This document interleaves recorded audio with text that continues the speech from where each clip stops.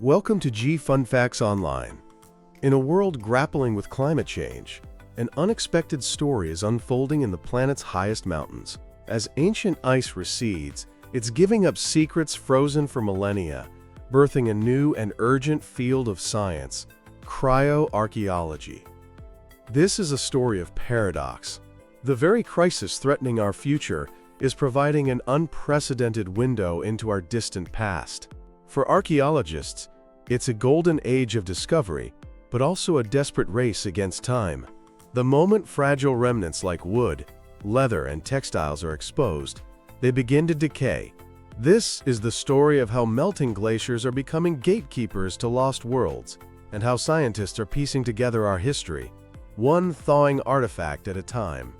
To understand why these discoveries are so extraordinary, we first need to distinguish between two types of mountain ice: glaciers and ice patches. While people often say glacial archaeology, the most significant finds almost exclusively come from ice patches. Glaciers are rivers of ice, constantly moving, grinding, and crushing anything trapped within. They might spit out the remains of a World War I soldier or a lost mountaineer, but these finds are usually fragmented and relatively recent. Ice patches, on the other hand, are stationary. They form at high altitudes where more snow falls in winter than melts in summer. Over thousands of years, this snow compacts into dense, stable ice that's frozen to the ground. It's a perfect, non-destructive deep freeze. Anything lost in the snow on an ice patch, a stray arrow, a dropped mitten, even a person, can become entombed in this frozen archive. Shielded from oxygen, moisture, and microbes, organic materials are preserved with a quality and completeness rarely seen in traditional archaeology. But the rising global temperatures causing this reveal are also their greatest threat. Once freed, these artifacts are suddenly hit by sunlight, wind, and rain. Delicate feathers and textiles can disintegrate in just a few years. It's an archaeological emergency. The artifacts emerging from the ice are rewriting our understanding of ancient life in the mountains, especially when it comes to hunting. These seemingly barren landscapes were vital hunting grounds. Animals like reindeer would gather on the cool ice patches in summer to escape biting insects in the valleys below. And ancient hunters knew this. They followed their prey, leaving behind a stunning record of their skill. Long before the bow and arrow, hunters in places like the Yukon used the atlatl, or spear thrower. This device, a wooden shaft with a hook, acted as a lever to propel a long dart with far more force than an arm alone could manage. The Yukon ice patches have yielded an incredible collection of these darts, some dating back 9,000 years. These aren't simple spears. They are complex weapons. Shafts made from birch, tapered for flight, are so well preserved they still have their feathers and the sinew bindings that held them in place. Archaeologists can now see exactly how they were made. A 6,000-year-old dart even revealed its adhesive. Beaver castoreum, a sticky secretion from beavers, used to bind the components together. Another 1,000-year-old dart was found completely intact: wooden shaft, stone tip, sinew, and feathers. Some even have caribou hair wedged between the point and the shaft, proof they hit their mark. The ice also documents the next big technological revolution: the bow and arrow. In the Yukon, this transition was abrupt, replacing the atlatl entirely around 200 years ago. In Norway, bows and arrows appear even earlier, with some arrows dating back 6,000 years. The melting ice has revealed a whole arsenal. In Norway, hundreds of complete arrows have been found, with arrowheads made of slate, iron, bone, and even copper. One rare Viking-era arrow had a three-bladed arrowhead, a design known from texts but seldom seen. The preservation is so good we can see the sinew wrappings, the wooden shafts, and the delicate fletching. They tell us about ancient archery techniques, showing how different arrowhead shapes were likely designed for specific prey. Beyond the weapons, the ice is revealing clever hunting strategies. In the mountains of Norway, archaeologists found hundreds of scaring sticks.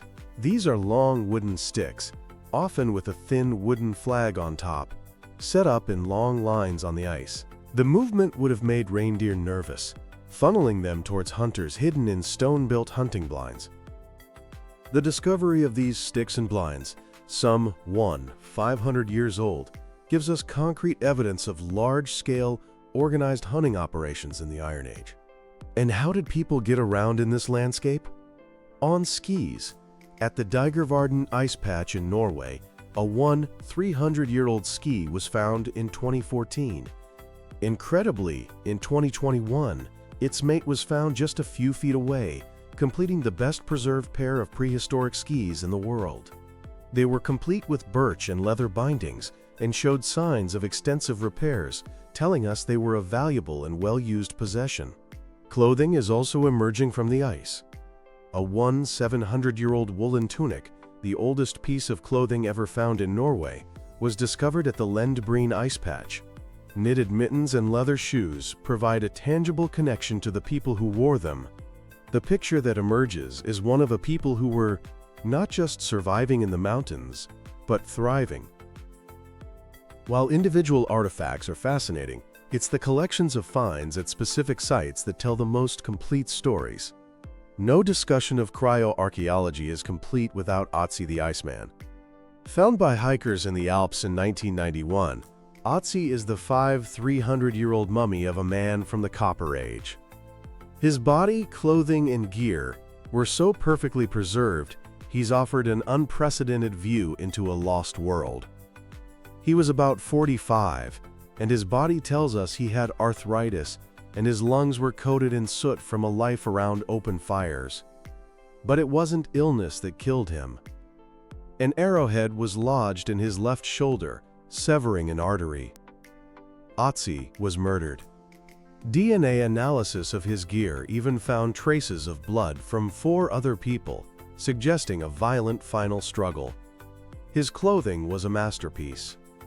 He wore a coat of sheep and goat leather, a bearskin cap, and shoes with bearskin soles, deerskin panels, and a bark string netting insulated with grass that acted like socks. DNA analysis showed his clothes were made from at least 5 different animal species, showing a sophisticated choice of materials for their specific properties. He carried a high-status copper-bladed axe, a flint dagger, and a quiver full of arrows. Ötzi is not just a mummy, he's a time traveler who has given us a high-definition snapshot of his world. For a long time, it was assumed most ice patch sites were for hunting. Then came the discovery of the Lendbreen ice patch in Norway. As the ice retreated, it revealed not a hunting ground, but a bustling mountain pass, a lost Viking highway. First identified in 2011, the site has since yielded over 1,000 artifacts. The finds paint a picture of a major transportation route used by farmers and traders between 300 and 1500 AD, with traffic peaking during the Viking Age. The variety is astonishing: woolen mittens, leather shoes, kitchen utensils, and even a distaff for spinning wool. There is abundant horse equipment, like horseshoes, and even preserved horse dung, which tells us about their diet. Remnants of a sled and stone cairns that marked the path confirm it was a major thoroughfare, likely connecting inland farming communities with the coast. The pass fell out of use after the 14th century, probably due to the cooling climate of the Little Ice Age and the devastating impact of the Black Death. Meanwhile, in Canada's southern Yukon, ice patches have provided an incredible 9,000-year record of Indigenous hunting practices. Discovered in 1997, these sites have yielded hundreds of perfectly preserved hunting weapons. The Yukon Ice Patch Project is a model of collaborative archaeology involving a partnership between scientists and 6 Yukon First Nations. The artifacts showcase the 7,000-year-long use of the atlatl and the abrupt switch to the bow and arrow. The urgency of this work was made clear when an ice patch, which had just yielded a 1,000-year-old arrow with a rare copper blade, melted away completely shortly after the discovery. In 1999, Another incredible discovery was made in British Columbia: the frozen remains of a young man who died up to 550 years ago. The Champagne and Aishihik First Nations named him Kwade Dan Tsinchi, or long ago person found. This discovery set a new standard for ethical, collaborative archaeology. The First Nations took the lead, ensuring the scientific study respected their cultural values. Analysis revealed the young man had spent most of his life on the coast but traveled inland before he died. This perfectly matches the oral histories of the local people, which speak of trade and travel between the coast and the interior. And in a stunning connection between past and present, DNA testing identified 17 living individuals who are related to Kwade Dan Tsinchi through their direct maternal line. After the studies, his remains were cremated and returned to the glacier, a powerful example of how science and indigenous heritage can work together. So how do cryoarchaeologists do their work? Finding the sites is the first challenge. Scientists use satellite imagery to monitor melting and identify areas where ancient ice is being exposed. They also use predictive models, analyzing the characteristics of known sites, like elevation and proximity to caribou habitats, to predict other promising locations. But nothing replaces on-the-ground fieldwork. Teams of archaeologists conduct systematic surveys, walking the edges of melting ice patches in the brief late summer window. Once a site is found, the excavation is a delicate process. For artifacts still embedded in the ice, they might use lukewarm water to carefully melt them out. Every location is meticulously recorded with high-precision GPS. The most critical step is on-site conservation. These waterlogged organic materials are incredibly fragile. The rule is to keep wet things wet. Artifacts are carefully packed to maintain moisture, sometimes using the surrounding soil for support, before being rushed to a lab. There, conservators use techniques like impregnating wood with polyethylene glycol, a synthetic wax, before freeze-drying it to prevent it from cracking and collapsing. Once stabilized, a battery of analyses begins. Radiocarbon dating determines the age. DNA analysis can identify the species of animal used for clothing, what a person ate, and even ancestral connections to modern people.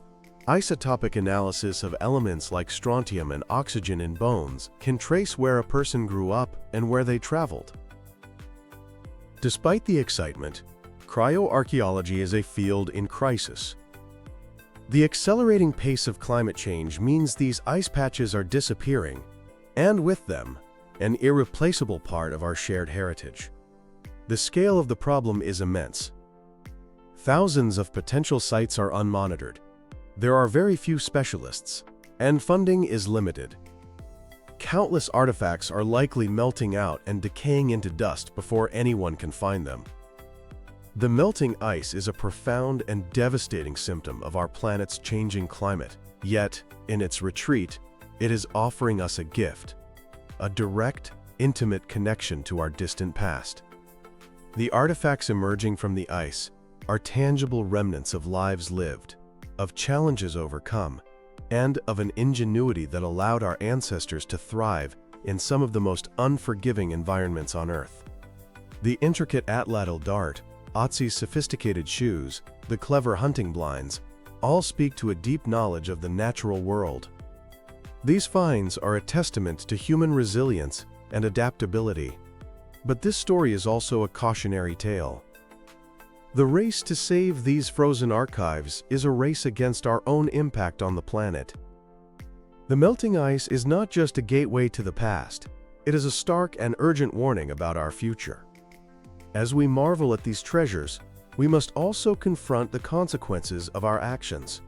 The stories frozen in the ice are, in the end, our own story. And it's a story that is melting away before our very eyes.